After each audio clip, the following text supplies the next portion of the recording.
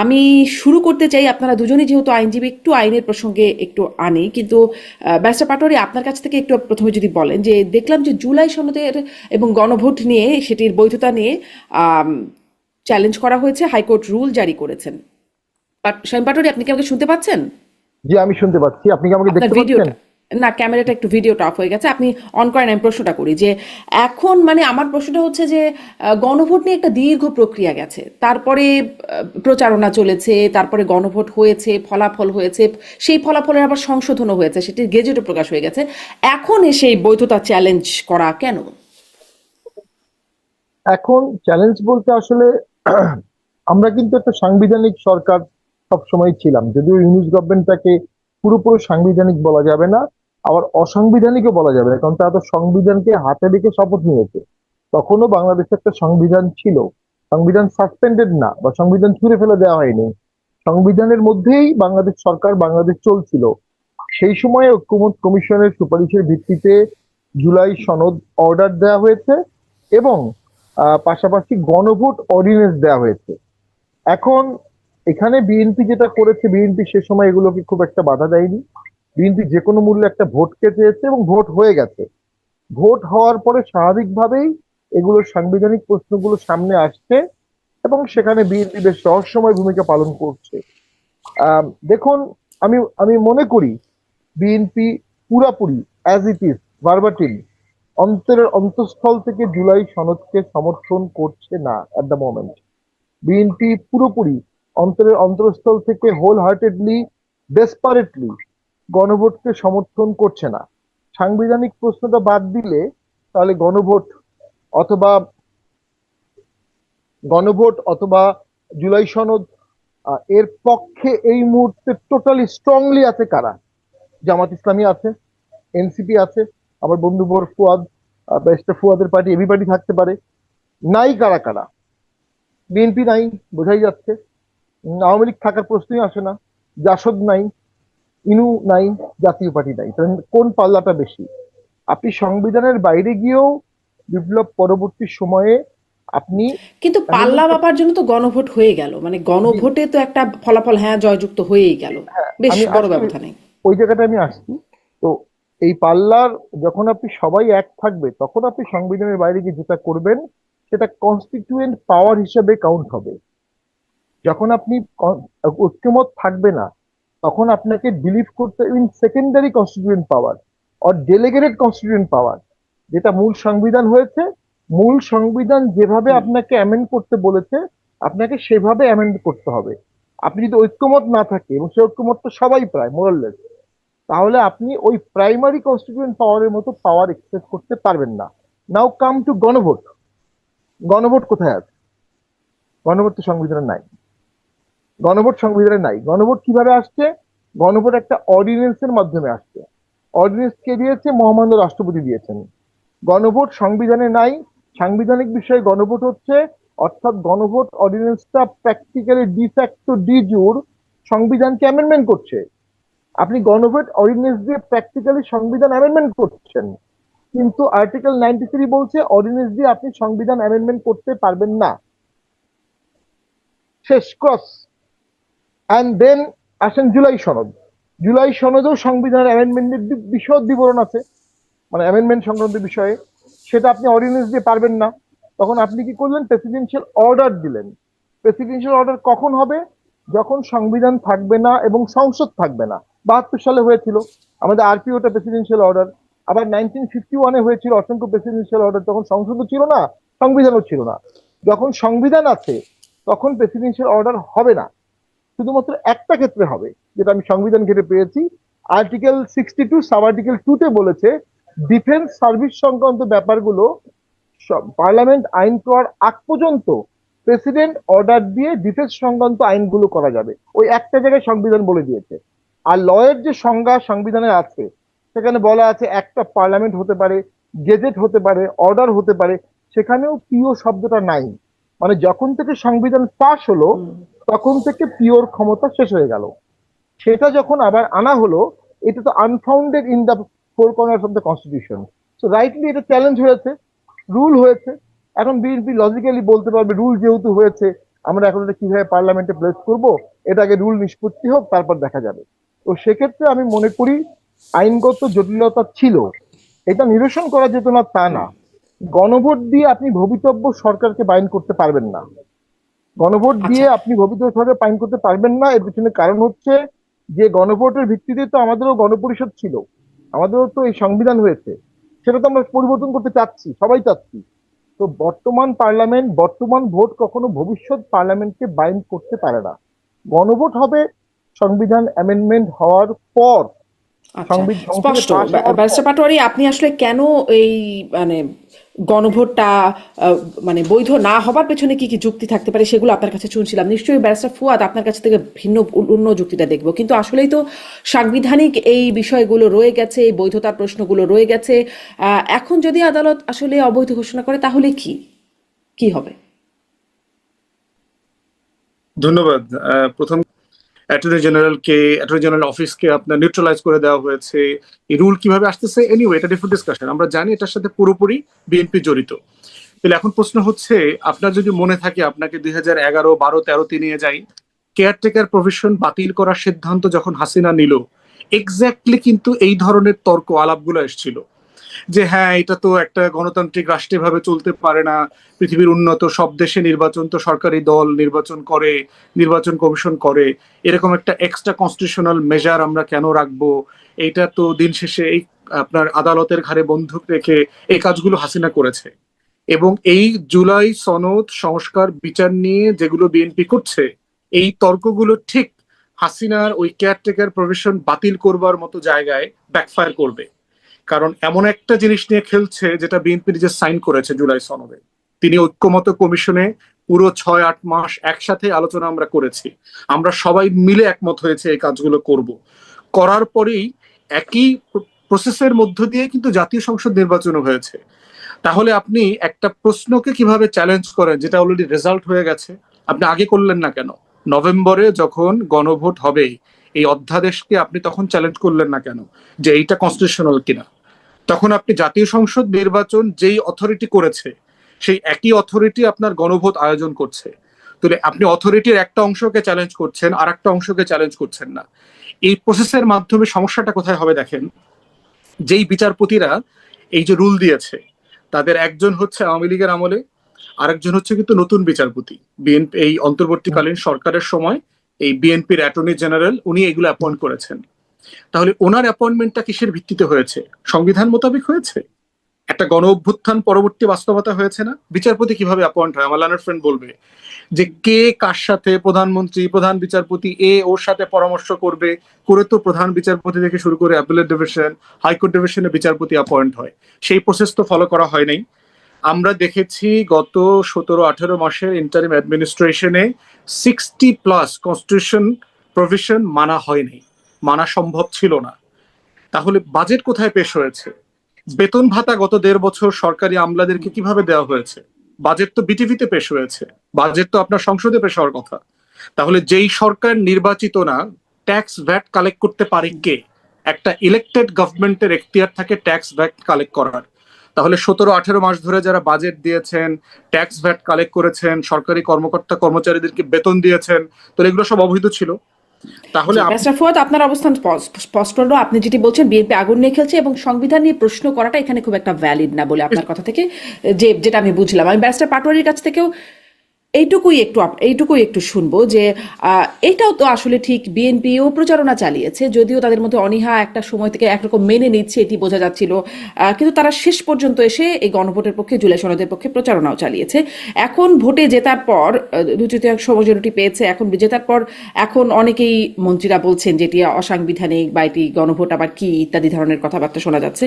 এটি আসলে কেমন আচরণ? এই আচরণটা প্রশ্নবিদ্ধ হবে না? বিএনপি অবশ্যই এখানে কঠিন রাজনৈতিক কুটচাল দিয়েছে এবং সাফল্যজনকভাবে দিয়েছে। যখনই বিএনপি অ্যাবসলুট মেজরিটি পেয়ে গেছে, বিএনপি তার জুলাই সনদকে ডিনাই করার লেজিটিমেসি পেয়ে গেছে, শক্তিও পেয়ে গেছে, সামর্থ্য পেয়ে গেছে। এবং আপনি আদালতের কি রুল মনে তো করেন আগুন নিয়ে খেলছে বিএনপি? না, আমি এটা মনে করি না, আমি সেটা বিষয়ে বলছি। এবং রুল তো হলো গতকালকে, কিন্তু বিএনপি তো গণপরিষদ বা সংবিধান সংস্কার পরিষদের শপথ নেয়নি। এটা কিন্তু প্রায় 2 সপ্তাহ আগের ঘটনা। 2 সপ্তাহ আগে যখন শপথ হলো তখন বিএনপি শুধু সংসদ সদস্য শপথ নিল, গণপরিষদের শপথ নিল না।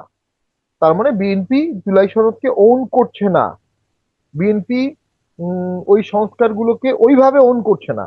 যেটা আমি প্রথমেই বললাম, যেটা বিএনপি ওন করবে না, যেটা আওয়ামী লীগ ওন করবে না, যেটা জাসদ ওন করবে না, যেটা জাতীয় পার্টি ওন করবে না, এটা বাস্তবায়ন হবে কিভাবে? দেন আপনি বললেন গণভোটের কথা। গণভোট সরকারকে বেঁধে ফেলবে, কোথায় আছে এটা? এটা আইনের প্রশ্ন, অ্যাকুরেট অঙ্কের প্রশ্ন। অঙ্ক বলছে গণভোট বেঁধে বেঁধে ফেলতে পারবে না। যদি গণভোট বেঁধে ফেলতে না পারে তাহলে সরকার এটা মানতে বাধ্য না, সরকার মানছে না এবং হাইকোর্টের রুল চলে আসছে। ওইখানেই তো ঐক্যমতের প্রয়োজন ছিল, যেটা সেই সময় ইউনূস সরকার করেন। আমি ব্যারিস্টার ফুয়াদের সাথে পুরোপুরি একমত। ওই সরকারটা হাইব্রিড সরকার, ওটা দুটো কাজ করলে একটা সংবিধান মেনে করেছে আর একটা সংবিধান মেনে করা সম্ভবই ছিল না। তো তার মধ্যে তো বর্তমান যিনি আইনমন্ত্রী, উনি যখন অ্যাটর্নি জেনারেল হয়েছেন যে সময়, তখন সেই সময় দেশে কোনো প্রাইম মিনিস্টার ছিল না, সেই সময় দেশে কোনো চিফ অ্যাডভাইজার ছিল না। অর্থাৎ রাষ্ট্রপতি যে ওনাকে অ্যাপয়েন্টমেন্ট দিলেন, কার অ্যাডভাইসে দিলেন? রাষ্ট্রপতি তো একা অ্যাপয়েন্টমেন্ট দিতে পারেন না, তাকে হয় প্রধানমন্ত্রী অথবা প্রধানমন্ত্রী পদের চিফ অ্যাডভাইজারের অ্যাডভাইস নিতে হবে। তো ওটা ওনার নিয়োগটা সেই সময় প্রশ্নবিদ্ধ ছিল।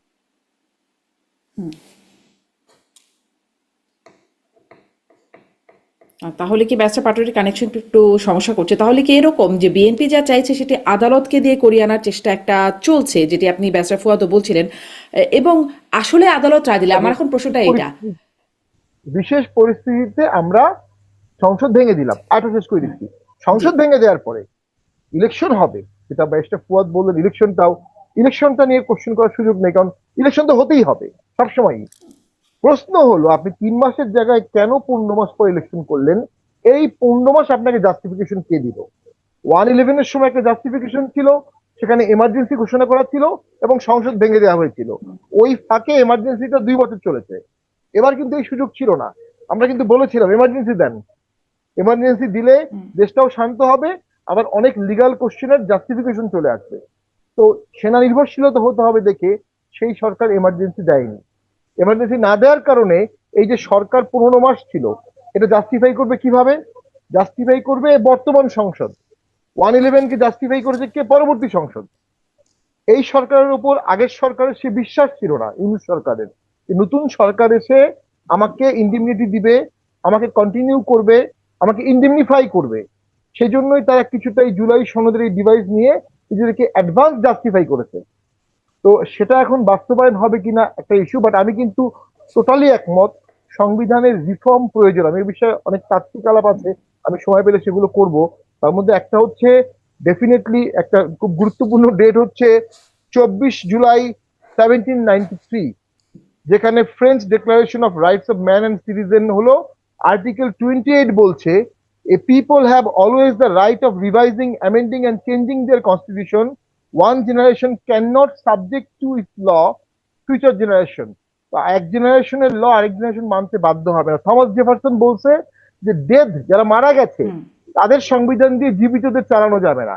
ওনার মতে প্রত্যেক জেনারেশনের সংবিধান চেঞ্জ হতে হবে। এবং থমাস জেফারসন আর মেডিসনের মধ্যে প্রচুর চিন্তাচালি হতো সেই সময়।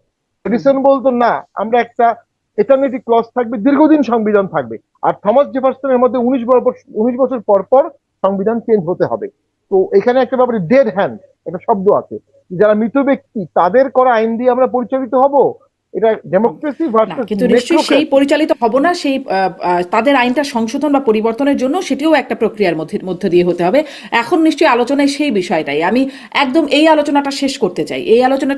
আপনাদের দুজনের কাছে এই প্রশ্ন রেখে এখন তাহলে মানে খুব ছোট্ট করে একটা বিস্তারিত আলোচনা তো হলে ব্যারিস্টার ফুয়াদ, যে এটার ফলাফল কি হতে যাচ্ছে, গণভোটের ভবিষ্যৎ, জুলাই সনদের ভবিষ্যৎ আপনি কি দেখছেন? খুব সংক্ষেপে যদি শুনি। মানে ভবিষ্যতের থেকে বড় জিনিস হচ্ছে প্রত্যাশার জায়গাটা গুরুত্বপূর্ণ আর কি। যেই প্রত্যাশা নিয়ে বাংলাদেশে একটা ফ্যাসিবাদ বিরোধী লড়াই হয়েছে, একটা গণ অভ্যুত্থান হয়েছে, এবং এমন কিছু এখানে হয় নাই যেটা চাপিয়ে দেওয়া হয়েছে। গণ অভ্যুত্থানের সকল পক্ষ মিলে আলোচনা করেই এই সনদ ফাইনাল করা হয়েছে। এই ড্রাফট সকল রাজনৈতিক দল সাইন করেছে, বিএনপি ইনক্লুডেড। জুলাই সনদ স্বাক্ষর করা মানে আপনার একটা ন্যাশনাল প্লেজ আছে, একটা পলিটিশিয়ান, একটা পলিটিক্যাল পার্টির ওয়াদা It's a pledge to the nation is more important than the constitution itself. আপনি পাবলিকলি জুলাই সনদ স্বাক্ষর করে জাতির কাছে ওয়াদা করেছেন।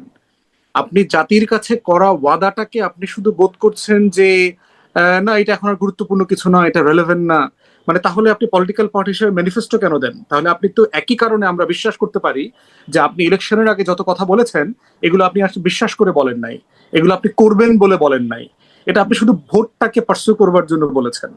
তারপরে হচ্ছে আবার কিন্তু আবার ইলেকশনের আগে বিএনপি কিন্তু এই অবস্থানেও দেখা গেছে, মানে তখনও কিন্তু বিএনপির মধ্যে যে অনীহা, তারা যে একরকম চাপে পড়ে করছে, একরকমের মেনে নিচ্ছে, একদম মির্জা ফখরুল ইসলাম আলমগীর থেকে শুরু করে বিভিন্ন মানে এখন যারা মন্ত্রী বা নতীদের কথাই কিন্তু বোঝা গেছে যে গণভোট কি, মানুষ এগুলো বোঝে না, জুলাই সনদ ইত্যাদি নিয়ে তাদের যে একটা অনীহার ব্যাপারটা। তারা নিঃসন্দেহে তারা ন্যায়ের জন্য ক্যাম্পেইন করেছে।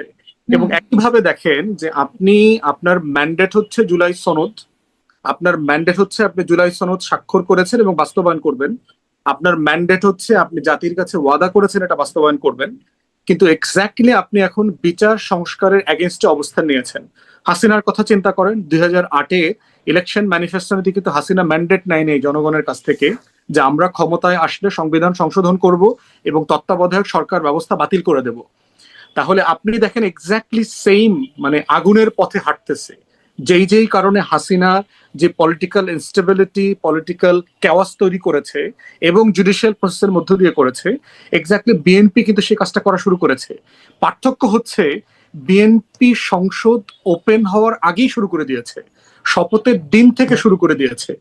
হাসিনা আরো একটু বেটার ছিল যে আপনার 2-4 বছর সময় নিয়েছে, সিস্টেম নিয়ন্ত্রণে নিয়ে আস্তে ধীরে করেছে। এবং এই জায়গাতে মানে জুলাইয়ের সবচেয়ে বড় বেনিফিশিয়ারি হবার পরেও তারা যে কাজটা করছে, এটা জন্য আমি শুরুতে বলেছি তারা আগুন নিয়ে খেলছে, এবং এই আগুন নিয়ে খেলাটা কোনোভাবে কিন্তু আপনার বাংলাদেশের জনগণ ভালোভাবে নিচ্ছে না। আপনি চিন্তা করে দেখেন, বিএনপি কে যারা ভোট দিয়েছে তাদেরও কিন্তু একটা বিশাল অংশ, ডেসপাইট তাদের নেগেটিভ ক্যাম্পেইন, তারা কিন্তু হ্যাঁ ভোট দিয়েছে। এই জন্য দেখবেন বিএনপির ভোটের চেয়ে কিন্তু আপনার হ্যাঁ ভোটের সংখ্যা কিন্তু বেশি। তাহলে সার্টেনলি বিএনপির একটা পোর্শন কিন্তু হ্যাঁ ভোট দিয়েছে, যারা জুলাইয়ের পক্ষে ছিল, যারা জুলাইকে ধারণ করে, ওন করে। তাহলে সেই জায়গাতে বিএনপি যদি বোধ করে তার এই ব্রুট মেজরিটি দিয়ে সে একটা 40%-এর বিরোধী দলও কিন্তু আছে, ব্যাপারটা কিন্তু মানে ফেলে দেওয়ার মতো না যে আপনি ভোটারদের একটা বড় অংশ তো মানে অ্যাক্টিভ এই জায়গাতে। আবার দ্বিতীয়ত হচ্ছে ম্যান্ডেট হচ্ছে, প্রশ্ন তো খুব পরিষ্কার ছিল জুলাইয়ে, এবং এই প্রশ্নের 2টা ম্যান্ডেটকে যদি আপনি এভাবে নেগেট করেন, এটার ফিউচার বিএনপির জন্য ভালো হবে না। বিএনপির কিন্তু গভর্নেন্সের 101টা চ্যালেঞ্জ আছে, এই চ্যালেঞ্জের ভিতরে অপ্রয়োজনীয় এই কাজগুলো করা, এইটা বিএনপির 31 দফার সাথেও কিন্তু আপনার ভালো হবে না মানে কি, আসলে ভালো না হওয়া জায়গাটা কি, পরিণতিটা কি বলছেন আপনারা? অজনপ্রিয় হয়ে যাবে, জনগণের মুখোমুখি হবে, বিরোধী দল আপনার সংসদের বদলে রাজপথে চলে আসার অলরেডি চিন্তা ভাবনা করছে। আপনি দেখেছেন যারা বিরোধী দল আছে, এনসিপি সহ জামাত, তারা বলছে যদি জুলাই সনদ বাস্তবায়ন না হয়, ইন্টারিম অ্যাডমিনিস্ট্রেশনের অর্ডার গুলো যদি প্লেস করে পাশ না করা হয়, তাহলে তারা ওইখানে কেন থাকবে? কারণ ওইটার ভিত্তিতেই তো সংসদ হওয়ার কথা, সেই সংসদের তারা সদস্য হয়েছে। যদি সংস্কারই না হয় তাহলে এই নির্বাচনের এসেন্স কি, স্পিরিট কি? তারা তাহলে রাজপথে ফিরে আসবে। তাহলে 40% যারা ভোটকে রিপ্রেজেন্ট করে তারা হয়তো সিট কম পেয়েছে, কিন্তু স্ট্রিটের জায়গাতে এটা কিন্তু একটা হিউজ ফোর্স। আপনি এই ভালোভাবে দেশ গভর্ন করতে পারবেন না। এবং এটা ব্যারিস্টার ফুয়াদ, আমি একই প্রশ্নে খুব ছোট্ট ব্যারিস্টার শামীম পাটোয়ারি, আপনার কাছে আপনি কি ফলাফল, পরিণাম বা পরিণতি দেখতে পান গণভোট জুলাই সনদ? আমি মনে করি এগুলো যেভাবে আইন করা হয়েছিল সেভাবে পাশ হওয়ার আমি কোনো সম্ভাবনা দেখি না। তবে আমি যেটা বলতে চাচ্ছিলাম, অবশ্যই সংবিধানকে অ্যামেন্ডমেন্ট করতে হবে এবং সেই জুলাই সনদের ভেতরে যে সংস্কার প্রস্তাবগুলো আছে সেগুলো পার্লামেন্টে বিল আকারে নিয়ে এসে তার মধ্যে বেশিরভাগই বিএনপির উচিত অ্যামেন্ডমেন্ট করা, এবং বিএনপির একটা সর্বদলীয় সংস্কার কমিশন করা দরকার, স্ট্যান্ডিং কমিটি করা দরকার পার্লামেন্টে, সেটার মাধ্যমে তারা সংবিধানগুলোকে অ্যামেন্ডমেন্ট করতে পারে। তবে যে প্রক্রিয়ায় জুলাই সনদ বা গণভোট অডিয়েন্স হয়েছিল, আমার মনে হচ্ছে সেই প্রক্রিয়া এটা আর কখনো হবে বলে মনে হয় না। এর বিরুদ্ধে ব্যাপক আন্দোলন হবে এটাও হবে না, কারণ জামাত এবং বিএনপি দীর্ঘদিনের বন্ধু, এবং দীর্ঘদিনের একটা বন্ধু দীর্ঘদিনের শত্রু হতে পারে না। তাদের ফান্ডামেন্টাল জায়গায় একে অপরের প্রয়োজনীয়তা আছে, তাদের ফান্ডামেন্টাল জায়গায় একে অপরের উপর নির্ভরশীলতা আছে, এবং সেটি যে কোনো সময় সেই নির্ভরশীলতা বের হয়ে আসবে। তো তারা ডেফিনেটলি এই ধরনের তাত্ত্বিক বিষয়ে বা আবেগী বিষয়ে দ্বন্দ্বে জড়াবে না। বহুদিন পর তাদের সরকারি দল বিরোধী দল সংসদে বসেছে, প্রায় 17 বছর পর প্র্যাকটিক্যালি, যদিও 8 সালে তাদের ছিল বাট মাত্র 29 জন ছিল। তারা এখান থেকে সরে গিয়ে যুদ্ধ করবে, আন্দোলন করবে, জিহাদ করবে, মারামারি করবে, সংগ্রাম করবে এত দ্রুত, এটা আমার মনে হয় না। এবং সেখানে ব্যাপক জনসমর্থনও পাবে না। কারণ ওই যে বললাম, ঐক্যমত্য তো সৃষ্টি হয়নি জুলাই সনদের পক্ষে। স্পিরিটটা ছিল, আবেগটা ছিল, আন্দোলনের সম্মুখ ভাগে যারা ছিল তাদের একটা অংশের ঐক্যমত হয়েছে, এটা সত্য। কিন্তু জনগণের প্রতিনিধিত্বশীল দলগুলো, জনগণের ঐক্যমতটা হয়নি। যে কারণে এই জুলাই সনদের পক্ষে যদি আন্দোলন করা হয়, সে আন্দোলনটা একদম ঠিক, হাসিনা কিন্তু বিরোধী আবার জনগণের ঐকমত্য ওই যে ভোটের ফলে ফলে দেখা গেল যে একটা ঐকমত হয়েছে, সেখানে একটা এক লাইনে বলছি, হাসিনা বিরোধী আন্দোলনের মতো জুলাই সনদের পক্ষে ঐক্যমত ওভাবে হবে না।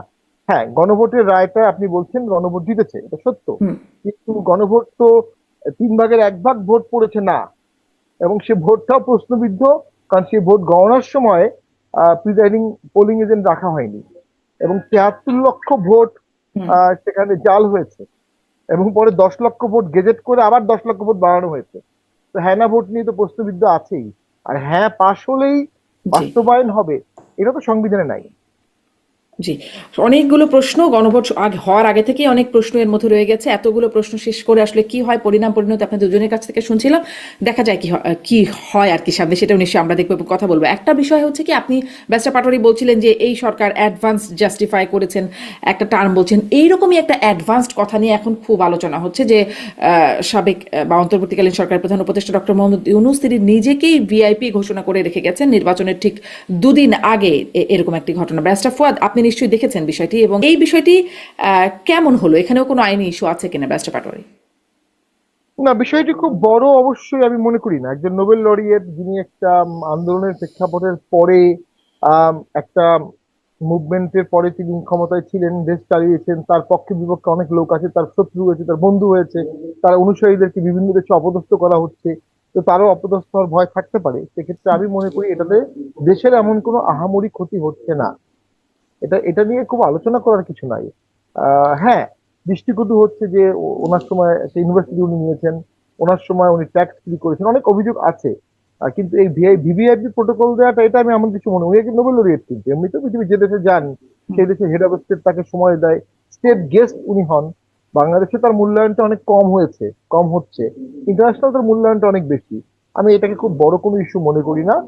যেটি ওনার জন্য আমি খারাপ যেটি বলবো, ওনার সমালোচনা হচ্ছে উনি দেশে একটা ঐক্যমত সৃষ্টি করতে পারতেন, উনি একটা পার্মানেন্ট বিভাজন রেখা তৈরি করে দিয়ে গেছেন, যেটা দীর্ঘদিন দেশকে কুরে কুরে খাবে। উনি শান্তিতে নোবেল প্রাইজ পেয়েছেন, কিন্তু বাংলাদেশে উনি শান্তি প্রতিষ্ঠা করতে চাননি। উনি বাংলাদেশে শেখ হাসিনার প্রতি নির্যাতিত ছিলেন, উনি উনি ওই নির্যাতনের প্রতিহিংসায় দেশটা চালিয়েছেন। রাগ অনুরাগের উপরে উঠে উনি দেশটা চালাতে পারেন নাই। তো সেই ক্ষেত্রে আমি মনে করি তার সমালোচনা ওটা হওয়া উচিত। এই ভিভিআইপি প্রোটোকল, এটা খুব না, কিন্তু তুচ্ছ আপনি যেটি বিষয়। বলছেন যে তার অনুসারীরা অপদস্থ হচ্ছে, বিভিন্ন জায়গায় অপমানিত হচ্ছে, ফলে তিনি এটা করে যেতেই পারেন, এটা খুব একটা আলোচনার কিছু নেই। কিন্তু যারা অপদস্থ হচ্ছে তাদের জন্য তো কিছু হলো না, বা আরো যারা উপদেষ্টারা আছেন তাদের জন্য তো কিছু হলো না। ডক্টর মোহাম্মদ ইউনূস শুধু নিজের জন্য নিজে করে গেলেন। এটি একটু মানে এটি আসলে কেমন, এটি একটা সমালোচনার জন্ম দিচ্ছে তো। না না, আপনি তো সবাইকে প্রোটেকশন দিতে পারবেন না, রাষ্ট্রের এত সক্ষমতা কোথায়? শুধু নিজে নিজেরটা নিয়ে গেলাম। এই যে যেমন আপনার আওয়ামী লীগের আমলে করেছিল না, বঙ্গবন্ধুর ছেলে মেয়ে, হুম, বঙ্গবন্ধুর নাতি নাতি, হুম, এনারা বিশেষ এসএসএফ প্রোটেকশন, আমরাও দেখেছি, ধাক্কা মেরে ফেলে দিত এমপিদেরকে, বা বঙ্গবন্ধু পরিবারের কাছে গেলে সিকিউরিটি কারণে। তো উনি তো সব মিনিস্টারদের জন্য এসএসএফ দিতে পারেন নাই, সব স্পিকারের জন্য পারেন নাই। তো এসএসএফ শুধুমাত্র সিলেক্টিভ কিছু লোকের জন্য দেওয়া ছিল, উনিও সিলেক্টিভ হিসেবে সেটা নিয়েছেন। তো হ্যাঁ, ওনার আরো একটা দোষ আছে, উনি যখন নিউ ইয়র্কে গেলেন, তাসকিন যারা এবং অন্যদেরকে অপদস্থ করা হলো, উনি হুম। কিন্তু ঠিকই সেফলি চলে গেলেন। উনি কি নিজের গাড়িতে এদেরকে নিতে পারতেন না? এয়ারপোর্ট থেকে বের করতে পারতেন না? সেই জায়গাগুলোতে অবশ্য অনেক সময় সিকিউরিটিরাও যারা থাকে তারাও ইল অ্যাডভাইস করে। তো আমি মনে করি সেজন্যই তো আলোচনা করে সমঝোতা করতে হয়, সেজন্যই তো ট্রানজিশন করতে হয়, এবং ট্রানজিশনটা পিসফুল হতে হয়। এই সিচুয়েশনে এর থেকে বেটার ট্রানজিশন হতো এমনটা আমার মনে হয় না। একটা ভোট হয়েছে মোটামুটি শান্তিপূর্ণ, মোটামুটি রক্তপাতহীন, মোটামুটি সেখানে ব্যাপক সংঘাত হয়নি। তো এর থেকে বেটার খুব বেশি কিছু তো আমরা আশা করতে পারি না আসলে। মানে দেশের স্বার্থে অ্যাটলিস্ট একটা ডেমোক্রেটিক, সেমি ডেমোক্রেটিক ট্রানজিশন তো হলো। দেন ধাপে ধাপে ধাপে ধাপে ডেভেলপমেন্ট গুলো হবে। এখন চাবিটা বিএনপির হাতে, বিএনপি ডেভেলপমেন্টটা করবে নাকি টাইরান পথে হাঁটবে, তার দুটো পথ খোলা আছে। তো সেক্ষেত্রে আমরা তো আশা করব বিএনপি নন টাইরান্ট ওয়েতেই আগাবে। জি, ব্যারিস্টার ফুয়াদ, আপনার কাছে এটা নিয়ে শেষ মন্তব্য যে একটা একরকম রাগ ঢাক করা হচ্ছে। ডক্টর মোহাম্মদ ইউনূস নিজে নিরাপত্তা দিয়ে মানে ভিআইপি ঘোষণা করে গেলেন, ভিভিআইপি ঘোষণা করে দিয়ে গেলেন, এবং সেটি একরকম রাগ ঢাক রেখে, যেটি সরকারি মুদ্রণালয়ের ওয়েবসাইটে নাই, এটি সরকারি নির্দেশনাতেই নাই বলে কর্তৃপক্ষ বলছে। আমি বিবিসির খবরটা আরেকবার একটু চেক করছিলাম। আম, মানে এই রাগ ঢাকের ব্যাপারটা, গোপনীয়তার ব্যাপারটা, এটি আসলে কেমন হলো? না, আমার মনে হয় যে শামীম ভাইয়ের সাথে আমি একমত, এগুলো খুবই মানে মানে খুবই মাইনর ইস্যু, এবং এটা আমার মনে হয় যে এত সিরিয়াসলি অ্যাটেনশন দেবার কিছু নাই।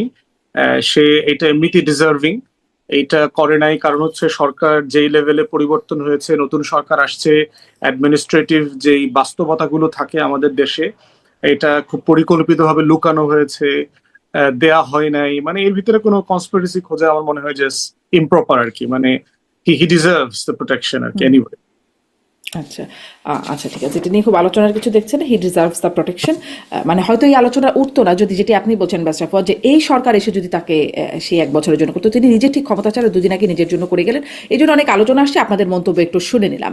একটু এই প্রসঙ্গে আসি যে এই সরকার আসার পরে আমরা দেখছি মানে যেহেতু আপনারা দুজনেই আইনজীবী, একটু আইনের জায়গাগুলো বিশেষ করে দেখার চেষ্টা করছি যে গত 17 বছরে আওয়ামী লীগ আমলের যেই হয়রানিমূলক মামলা হয়েছে, সেগুলোর মধ্য থেকে এই সরকার 2 দফায় 2000-এর উপরে মামলা প্রত্যাহার করে নিয়েছে, এবং বলছেন 5ই আগস্টের পরেও হয়রানিমূলক মামলা থাকলে সেগুলো বিবেচনা করা হবে।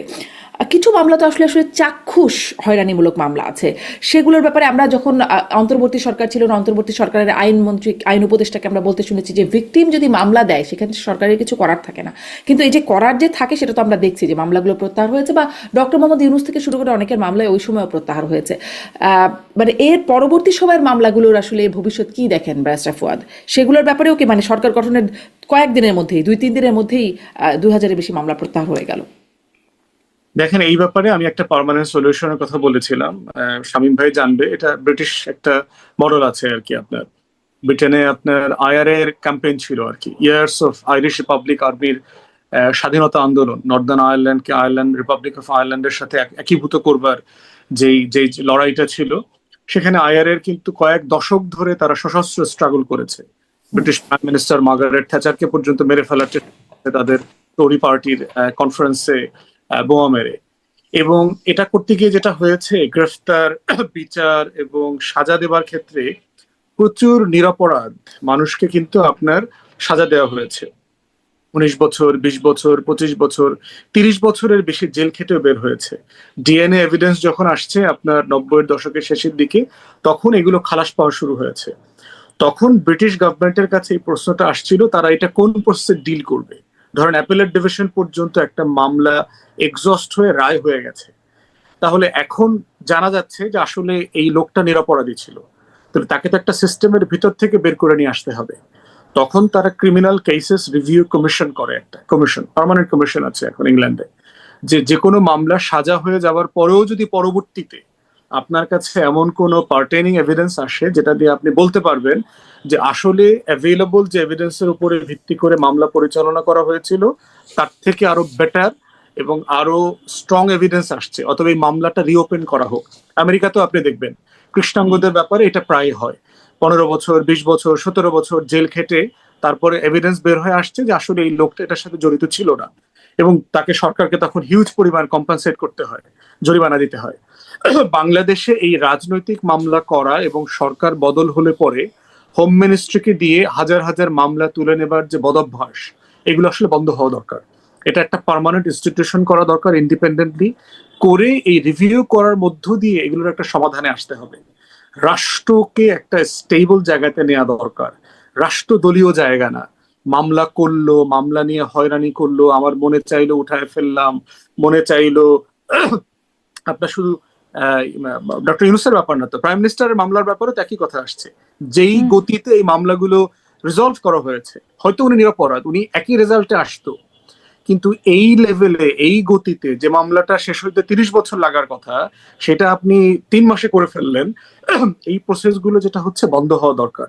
রাষ্ট্রকে যদি আমরা স্ট্রেনদেন করতে চাই, রাষ্ট্রের প্রতিষ্ঠান ডেভেলপ করা দরকার। প্রতিষ্ঠানের মধ্য দিয়ে প্রাতিষ্ঠানিক পদ্ধতিতে প্রোটোকল ডেভেলপ করে এগুলোকে অ্যাড্রেস করা দরকার।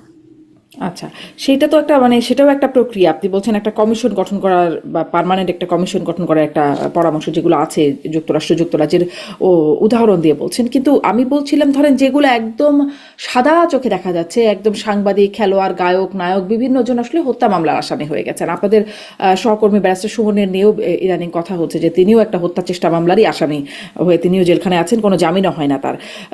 সেগুলোর ব্যাপারে আপনারা আইনজীবীরা কি আসলে এখানে করার কিছু আছে যখন রাষ্ট্র? জি। তবে এগুলো কথা বলেছি, আমি ব্যক্তিগতভাবে এগুলো নিয়ে কথা বলেছি।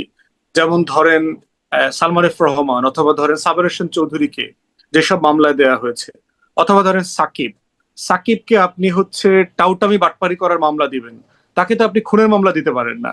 তার বিরুদ্ধে অভিযোগ আছে, তাকে আপনি দুদক যদি ইনভেস্টিগেশন করে পায় সে জুয়ারি ছিল, টাকা পাচার করেছে, গোল্ডের বিজনেসের সাথে ইনভলভ, তাকে আপনি ওই ধরনের মামলা দিবেন।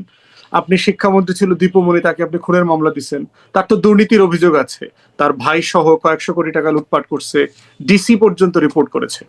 এই জন্য হচ্ছে যে এই বাড়াবাড়িগুলো আমাদের পলিটিক্যাল কালচারে চলে গেছে, মানে এক পক্ষ আর এক পক্ষকে ঘায়েল করবার এই জায়গাটাতে আমরা চলে আসছি। হাসিনার ব্যাপারে আমি বারবার একই কথা বলেছি, যে তার ব্যাপারেও তাকে আমরা প্রচন্ড অপছন্দ করবার পরেও আমরা আইসিটি কে চিফ প্রসিকিউটর বরাবর বারবার বলেছি যে আমরা ব্রুটালি ইনসাফ চাই হাসিনার জন্য, তার প্রতি যেন অবিচার না করা হয়, যেটা ন্যায্য সেটাই করতে হবে। রাষ্ট্র রাষ্ট্র হয় কখন, যে তার সবচেয়ে ঘৃণিত শত্রুর সাথেও ন্যায় বিচার করতে পারে, ইনসাফ করতে পারে। এবং এটাই তো গণ অভ্যুত্থানের আকাঙ্ক্ষা আমাদের, এবং সেটা নিয়ে আমরা গত 1.5 বছর ধরে কথা বলেছি। এখনো বর্তমান সরকার যারা দায়িত্বে আছেন তাদেরকেও বলবো যে প্রাতিষ্ঠানিক সমাধান করা দরকার, প্রাতিষ্ঠানিকভাবে এগুলোকে অ্যাড্রেস করা দরকার। শুধুমাত্র আপনি ইন্ডিভিজুয়ালি এক দুজনকে করতে পারবেন না, তারা না হয় বিখ্যাত, কিন্তু গরিব মানুষরা, অপরিচিত মানুষ যাদের নাম আমি আপনি জানি না, তারাও তো মিথ্যা মামলার, হয়রানিমূলক মামলার শিকার হচ্ছে প্রত্যেক দিন। তাহলে প্রাতিষ্ঠানিক সমাধান না করতে পারলে ওই বিখ্যাত লোকরা এটার বেনিফিট পাবে, কিন্তু যারা সমাজের সাধারণ মানুষ আছে, প্রতিদিন যারা হয়রানির শিকার হচ্ছে, তারা কিন্তু বেনিফিট পাবে না। জি, সবার জন্য নিশ্চয়ই বেনিফিটটা এনশিওর করতে হবে, কিন্তু সাদা চোখে যেগুলো দেখা যায় সেগুলো তো মানে আপনি যে তদন্ত কমিশনের কথা বলছেন সেগুলোর অনেক সহজ হয়ে যায় কাজগুলো। ব্যারিস্টার পাটোয়ারি, আপনার মতামত একটু শুনতে চাই যে 5ই আগস্টের পরে মানে আগের মামলাগুলো দেখছি আমরা কিভাবে হয়রানিমূলক হিসেবে সেগুলো প্রত্যাহার হচ্ছে, 5ই আগস্টের পরের অনেক মামলা নিয়ে কথা আছে, আমি কয়েকটার কথা বলছিলাম, আসলে সেগুলোর বিষয়ে কি হতে পারে বা কিছু হতে পারে কিনা? 5ই আগস্টের পরের মামলাগুলোর মধ্যে কিছু মামলা জেনুইন ভিকটিমরা করেছে। সমস্যা হচ্ছে যিনি মামলাটা করেছেন, ভিকটিমের মা, ভিকটিমের ভাই বা ভিকটিমের বোন, তার পক্ষে আসামিদেরকে চেনা তো সম্ভব না। 200 আসামির নাম দেওয়া হয়েছে, এই 200 জন কি ওখানে উপস্থিত ছিলেন? কি এভিডেন্স আছে? তাকে কেউ এই লিস্টটা দিয়ে দিয়েছে। আর কিছু মামলা হয়েছে কমপ্লিটলি আনকানেক্টেড, আমি নিজে অনেকগুলো মামলা দেখেছি। একজন বলেছে অমুক সময় অমুক জায়গায় অমুকদের উপর হামলা হয়েছে, উনি কে যে মামলা করলো তার কোনো বিবরণ নাই। অবভিয়াসলি এ ধরনের 80 ভাগ মামলাই চার্জশিট গিয়ে স্টেজে গিয়েই খারিজ হয়ে যাবে। জেনুইনলি বস্তুনিষ্ঠ যে মামলাগুলো আছে সেগুলো থাকবে, এবং সেগুলো ন্যায় বিচার প্রতিষ্ঠা পেতে হবে। অনেক লোক মারা গেছে, তারা বিচার পাবে। একটা ট্রুথ অ্যান্ড রিকনসিলিয়েশন কমিশন করা দরকার, চিহ্নিত অপরাধী ছাড়া যেগুলো যেগুলো ক্ষমা করে রিকনসিলিয়েশন করার সুযোগ আছে সেই কমিশনের মাধ্যমে। সেটা ব্যারিস্টার ফুয়াদ যেটা বললেন, ক্রিমিনাল কেসেস রিভিউ কমিশন টাইপও হতে পারে। ট্রুথ অ্যান্ড রিকনসিলিয়েশন যা দুর্নীতি করেছে, 5,000 কোটি টাকা দুর্নীতি করেছে, 3,000 কোটি টাকা সে এনে দিল রাষ্ট্রীয় কোষাগারে, সেজন্য তাকে একটা ক্লিন চিট দেওয়া হলো, প্রোভাইডেড সে সামনে আর কোনো রাজনীতি করবে না, প্রোভাইডেড সে আর কোনো কনফ্লিক্ট অফ ইন্টারেস্টে যাবে না, সে বাকি জীবন নির্বিঘ্নে করবে, আবার রাষ্ট্র 80 ভাগ টাকা রিকভার করতে পারলো। এরকম একটা অ্যারেঞ্জমেন্ট পৃথিবীর অনেক দেশে হয়েছে, সাউথ আফ্রিকাতে হয়েছে। এবং আমাদের সংবিধানে ওমবাডসম্যান বলা আছে, ন্যায়পালের কথা বলা আছে। এই ধরনের অনেকগুলো প্রভিশন আমাদের সংবিধানে বা আমাদের বিএনপিও কিন্তু ইশতেহারে ট্রুথ অ্যান্ড হিলিং কমিশনের কথা বলছে, মানে এটা কি কার্যকর হবে, মানে এর মাধ্যমে কি এটি কার্যকর হওয়া সম্ভব বা হতে পারে? সেটা সে বিষয়ে বিএনপি এখনো কিছু বলেনি। আর যেটা হচ্ছে যে হ্যাঁ, রাজনীতিবিদের সহাবস্থান তো নিশ্চিত করতে হবে। আপনি এভাবে করে বিপুল সংখ্যক মানুষকে একটু বাইরে রেখে বা সাইড লাইনে রেখে পলিটিক্যাল গেমটা ফেয়ার হবে না, পলিটিক্যাল পেন্ডুলামটা ফেয়ার হবে না, এবং ভারসাম্যটা থাকবে না। একটা পলিটিক্যাল ভারসাম্য থাকতে হবে। আজকে যদি বিএনপি টাইরেন্ট হতে চায়, তাকে বাধা দেওয়ার ক্ষমতা কার আছে? কিভাবে বাধা দেবেন? সে কাঠামো তো তৈরি হয়নি। তো ট্রুথ অ্যান্ড রিকনসিলিয়েশনের মাধ্যমে রাষ্ট্রীয় কোষাগারে দুর্নীতি টাকাগুলো ফেরত আসবে। এবং কিছু মানুষকে আপনি দুর্নীতিবাজ হলেও তাকে আপনার ওই প্রতিষ্ঠানে বসাতে হবে, কারণ সেখানে 10,000 লোক চাকরি করে। সে লোকগুলো বেতন দিতে হবে, ওই ওই লোকটা ছাড়া এই প্রতিষ্ঠান চলছে না। বাংলাদেশে ওই কর্পোরেট কালচার গড়ে ওঠে নাই, এই ব্যক্তিকেই লাগবে। তো সেখানেও তাকে দায়বদ্ধতার মধ্যে দিয়ে জামিন দিয়ে, এবং 2 বছর, আমি ফ্রাঙ্কলি বলবো, চার্জশিট না দিয়ে, ট্রায়াল শুরু না করে, কনভিকশন ছাড়া আপনি 2 বছর জেলে রাখছেন যে লোকগুলোকে, তাদের জামিন হওয়া উচিত, তাদের জামিন দেওয়া উচিত। সাংবাদিকদের রেখেছেন, আহ খেলোয়াড়কে বিরুদ্ধে মামলা করেছেন, লয়ার সবাই। তো সেখান থেকে তো একটা সমাধানে আসতে হবে। এই ভোটটাই তো একটা সমাধান। এই ভোটে তো আমি মনে করি ব্যাপক আন্দোলন আওয়ামী লীগ করেনি, তারা ভোট দিয়েছে, বরং যাকেই হোক ভোট দিয়েছে। তো সেখান থেকেও তো একটা সমাধান সূত্রপাত হবে। সরকারের উচিত এখন জামিন দেয়া, জি। এবং এই জামিনটা দেওয়াটার মাধ্যমেই রাষ্ট্রটা জামিন কি শান্তি। সরকার দিবে? জামিনে বাধা সরকার না দিলেই, কোর্ট কোর্ট কখন জামিন দেয়? যখন পাবলিক প্রসিকিউটর অথবা অ্যাটর্নি জেনারেল অফিস থেকে বাধা দেওয়া হয় না। যদি বাধা দেওয়া হয় তখন অনেক সময় কোর্ট জামিন দেয় না, জি। অথবা আপিল আইনজীবীদের কাছ করা থেকে হয়। জি, আইনজীবীদের কাছ থেকে শুনতাম যে 5ই আগস্ট এর মামলা শুনতে আসলে আদালতের মধ্যেও ভয় ছিল, মবের ভয় তাদের ছিল। এখন নাকি মব হবে না, স্বরাষ্ট্রমন্ত্রী বললেন যে আর মবের কোনো সুযোগ নেই। দেখা যাক আদালতেও আসলে প্রক্রিয়াগুলো কোন দিকে আগায়। একটা বিষয় দুদকের প্রসঙ্গ বলছেন আপনারা দুজনই, মানে এই প্রসঙ্গে কথা বলতে গিয়ে সেখানে আসিফ মাহমুদ সজীব ভুঁইয়ার সাবেক উপদেষ্টা, তার ব্যাপারেও অনেক। এখন সেই রকম একটা জায়গায় দুদককে রেখে যখন বাংলাদেশ ব্যাংকে আরেকটা এস আলমের একজন কর্মচারী অথবা বিজনেস পার্টনার, যেটা নেত্র নিউজ আজকে রিপোর্ট করেছে, আপনার ইনটেক ফাইন্যান্সের যিনি sponsor director, sponsor share holder, এরকম একজন ব্যক্তিকে আপনার বাংলাদেশ ব্যাংকের দায়িত্ব দেওয়া হয়েছে। তো এইরকম এস আলমের একজন ম্যানকে দায়িত্ব দিয়ে, এবং যিনি ইতিমধ্যে 1,000 কোটি টাকা আপনার লোন আউট করে দিয়েছে ন্যাশনাল ব্যাংকে, যেটা আপনার বিএনপির 2 মন্ত্রী এটার গুরুত্বপূর্ণ দায়িত্বে আছেন। তো সেই রকম একটা জায়গায় আজকে সাবেক একজন উপদেষ্টার ব্যাপারে এই আহ, প্রশ্নটা তোলাটা খুবই মানে কম গুরুত্বপূর্ণ একটা বিষয়কে নিয়ে ঘাটানোর চেষ্টা করা। বাংলাদেশ ব্যাংকের আসলে এখন প্রায়োরিটি ওয়ার্ক কি? গভর্নরের লেজিটিমেসি যেখানে কোশ্চেন হয়েছে, যেখানে বাংলাদেশ ব্যাংকে মব করে আওয়ামী লীগের কর্মকর্তা কর্মচারী পরিষদের নেতারা এবং বিএনপির একটা অংশ মিলে এই ক্যাওয়াস ক্রিয়েট করেছে, সেইটাকে রেজলিউশনে না নিয়ে ইমিডিয়েটলি আসিফ মাহমুদকে এইটা শোকজ করা অথবা জমা দিতে দেওয়ার ভিতরে সরকার আসলে কি অ্যাচিভ করতে চায়? কারণ সে ঘোষণা দিয়েছে ঢাকা মহানগরী দক্ষিণে সে সিটি কর্পোরেশনে নির্বাচন করবে, এই কারণে এখন আসিফের বিরুদ্ধে তাদের অভিযোগ কিন্তু আরো পুরাতন। আপনি জানেন যে 8 জন উপদেষ্টার ব্যাপারে তারা রেজিগনেশন চেয়েছে, তাদের ভিতরে দুদকের দুর্নীতির বিস্তর অভিযোগ আছে। অফকোর্স আপনি যে কোনো রাষ্ট্রের যে কোনো নাগরিক গুরুত্বপূর্ণ দায়িত্ব পালন করেছে এমন লোকদের ব্যাপারে যদি আপনার সলিড এভিডেন্স থাকে আপনি সেটা করবেন, কিন্তু সেটা করবার মতো সলিড ক্রেডিবল মানে আপনার স্বচ্ছতা আপনার আছে কিনা?